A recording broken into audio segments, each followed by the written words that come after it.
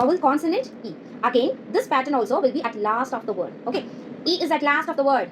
Means again check with the before letter. If before letter is a consonant, it can be any consonant, not particularly L, can be any consonant, even L. Okay. Now again check with the before letter. Before the consonant, which letter you have, that you have to check. If it's a vowel, okay, if it's a vowel, now what you have to do means you have to join all together. You have to do blending here first.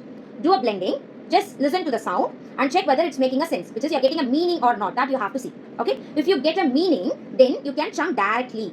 It's not making a sense. It just remains as a sound. Then what you have to do means before the vowel, you'll be having one letter, right?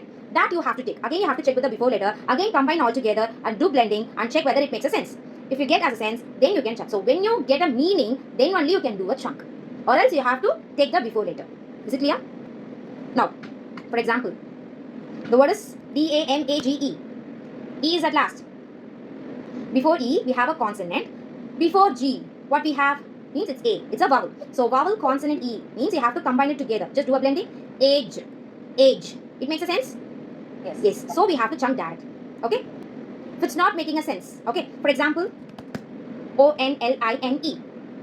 Now, E is at last. Just check with the before letter. Before letter is a consonant, means S. Again, check with the before letter. What we have means here we have a vowel. So we have to combine all together. If we combine, if you blend together, what sound you're getting? Ein. Ein makes a sense? Ein. Is there a meaning for ein? Means no. So you're taking a before letter.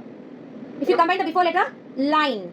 Now you're getting a sense? Now you're getting a meaning? Yes. So you have to chunk like L-I-N. When you get a meaning, then only you can do chunking.